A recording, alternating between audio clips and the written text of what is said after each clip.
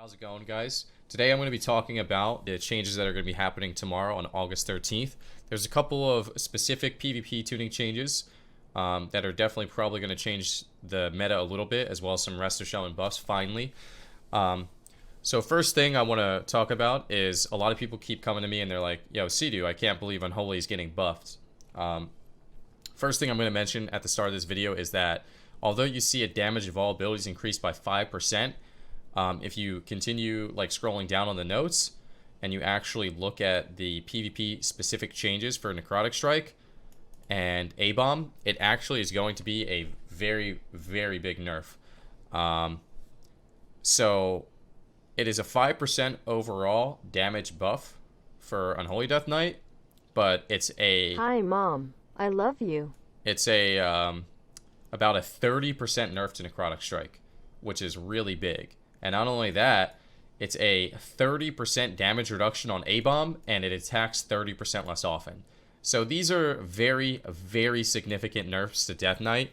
Death Knights were really strong. My only concern is that, you know, we're not really seeing Rogue Mage nerfs in these patch notes, and Rogue Mages seem to kind of be what is continuing to win all these tournaments.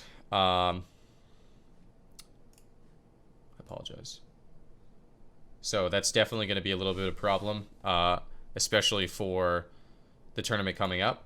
So maybe the Resto Shaman buffs will offset that, but I'm not 100% sure. Frost Death Knights are getting buffed by 5%. Definitely going to be something that we're going to try on Twitter. I read my chat. That we're going to try on live for sure. Hi, Mitch. But I'm not sure if it's going to be enough to offset the difference between the strength of Unholy and Frost. So basically I think Frost is still going to be worse than Unholy. I think Unholy will still be good, it just won't be incredible. Destruction Warlocks getting a 5% damage buff is questionable, in my opinion. I'm not really sure they needed a 5% damage buff, but moving on. Warriors getting a 5% damage buff also, I don't really think is the problem with their class. I feel like Warriors were just kind of outshined by Windwalkers, outshined by Death Knights, and outshined by Assassination Rogues. And I don't know if buffing Warrior to be on their level or to nerf the 3, God melee to other, lower tier melees level is the right play. I still think that Warriors will probably be in a very similar place with a 5% damage buff. Maybe they're insane, but I'm not 100% sure. I think that Warriors are going to have the same problem. And the problem right now for Warriors is that they have no self-healing, unlike some of the other classes. And if they get forced in defensive stance, their damage just isn't good enough. So, I mean, this will offset that a little bit, but I think they'll probably end up having the same problems. The Outlaw Changes are for PvE. Mythic Keystones, you literally see people play triple Outlaw Rogue, Healer, Tank or something for MDI. It's like insane. I don't know. So I'm not even going to read these because I don't PvE enough, but yeah, that's definitely a little insane. Resto Shaman, this is the change that we're most excited for. Healing Surge and Healing Wave, healing increased by 10%, mana cost reduced by 5%. So right now, Resto Shamans obviously struggle with everything. I'm a Resto Shaman. I struggle to get out of bed in the morning, okay? That's just the truth. The 10% healing on Healing Surge and Healing Wave, it's nice. It's going to help. Probably not going to be that insane. You know what I'm saying? Like, when I cast a Healing Surge, I'm not like, man, if that was for 10% more, oh, we'd be so chill. No, it's got to be for like 50% more. But whatever. 5% reduced mana costs on the heals, irrelevant. It's 90 mana for a Healing Wave and 180 mana for a Healing Surge. Very small. Healing Ray increased by 20%. That's PvE. Riptide heal over time by 15%. That's the biggest change out of all these changes. Riptide is sometimes kind of your number one heal. The Hot just gives you more time during CC, during lockouts, just extra healing. So the Healing Surge and Healing Wave and Riptide Hot in conjunction are going to be pretty good buffs. I was really excited when I read these, and then I started queuing threes, and I started like kind of adding in the numbers myself. And in, the grand scheme of things, in, a game where you're doing 8 million healing, 7.5 million healing, you're maybe going to get an extra 200 to 300,000 to 400, just a couple 100,000 extra healing. Is it going to be a game changer? It'll help a little bit. Are you going to be a Resto Druid? Probably not.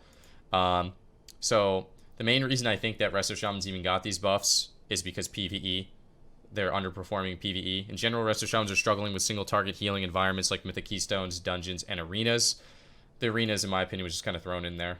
People are like, why aren't they buffing this? Why aren't they buffing that? I think that these are mainly PvE changes, including the ones up here. And PvP is either reaping the rewards or getting screwed over by them. So out of all the changes, this is the biggest one. All tier 3 Azerite traits in PvP are going to be nerfed by 80%. This is kind of worded really weirdly.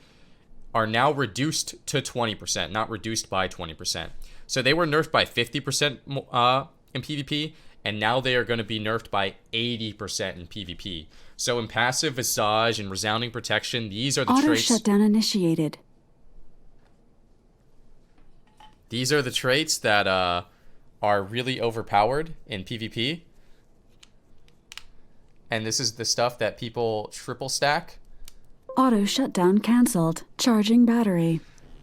These are the stuff that people triple stack in the tournament. So you wonder Charging battery. You wonder why games go on for so long. It's because triple and passive, triple resounding, things like that are super, super insane in terms of healing. As a matter of fact, I'll just go look at like the last game that we played. Let's go ahead and take a look here. Scuffed YouTube, by the way. Yo, pleb C, edit this part out. So I'm going to show you guys the last game of Arena I played on the tournament realm. We'll go ahead and take a look here. So I'll log on my monk. The last game of Arena that we played on the tournament realm, I could show you how powerful and passive is. So this is the last game of Arena we played on the tournament realm against the move. And passive Visage on WizK was 571,000 healing. This is something that classes literally don't have. This is purely, just an Azerite trait. This is insane. This is absolutely insane. This did 1100 HPS the entire game. Pretty insane, right? So this is already nerfed by 50%. It's going to be nerfed by 80%. Trill, obviously, with the same triple and passive. Everyone plays it. Peekaboo probably has a triple and passive. Mez plays triple. Actually, Mez was playing double and passive, one resounding. There's actually a game. We'll look at the game prior to this. Hook point. It's just, and passive, so much healing, so much healing. So that's in my opinion is going to be the best change that Blizzard added. That is definitely going to affect the pacing of games. So I'm not sure who that benefits. There's multiple ways of looking at it. Who's it going to benefit the most? Is it going to benefit like Roddy type classes like Shadow Priest, Boomkin, stuff like that? Because normally everyone plays triple and passive. So all of your damage on every single character is kind of being slowly healed through by traits. Or is it going to affect like Rogue Mage and Cleaves where they're just training one target, just pumping them with damage and, the healer has to heal for more? I'm not sure. I do expect this to change the meta. I'm just not sure who it's going to benefit.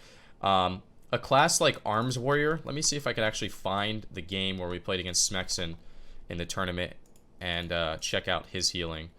Because Arms Warriors, I think the only reason they're not dying immediately on like Tournament Realm is probably triple and passive. So this is it right here. Smexon, look at his healing compared to other classes. The only healing he has, guys, is with double and passive, one resounding. If that goes away, essentially, if this gets nerfed by another 30%, does a warrior survive? It's hard to say. It's hard to say. So this might be really punishing for classes with no self-healing. But we'll have to see. So obviously I already talked about the Death Knight PvP nerfs, which are really, really big. Death Knights overall probably getting, in my opinion, like a 15 to 20% damage nerf, and their burst is going to be substantially less. I've talked about this a little bit on stream, but the reason this scares me the most is that Death Knights have not won a single cup. No Death Knight has won a cup since the changes. Every single tournament has been won by Rogue Mage since the changes, except the tournament where Jungle won. So in the last 4 tournaments on both EU and NA, 7 first places were from Rogue Mage and 1 was from Jungle. Were Death Knights good? Yes. But to not see Rogue Mage nerfs is questionable. Oh, and the move. Actually, you're right. 6 out of 8. You guys are right. What's up, Dew? Shaman okay. buffs. And then Hype. What this- server you rolling for Classic?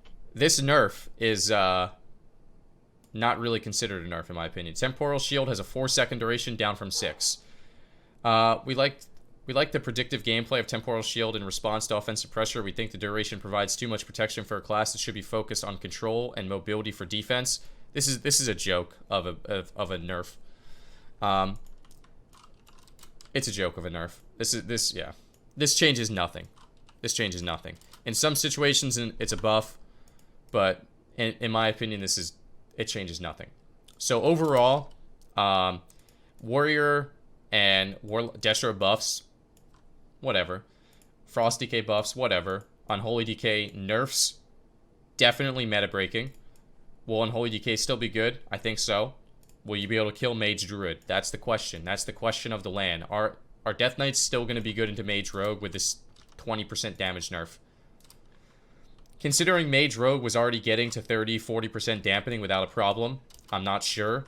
But how much was impassive and resoundings like affecting the Mage Rogues? I'm not certain on that either, you know? Let's see if I can actually find some games here in the tournament where we fought some Mage Rogues and stuff. Let's take a look. But yeah, it's overall, it's a Rogue Mage meta, guys. Nagrand Arena, Tiger's Peak. This against WizK. Okay, so unfortunately we don't have any of the games versus Rogue Mage logged anymore. Just the ones versus the move. And I was just kind of curious how much Impassive is doing for Rogue and for Mage, but we don't have enough about it. Alright, that's going to be it for the overview of the August 13th changes. Peter Pan, that's what they call me. I promise that you never be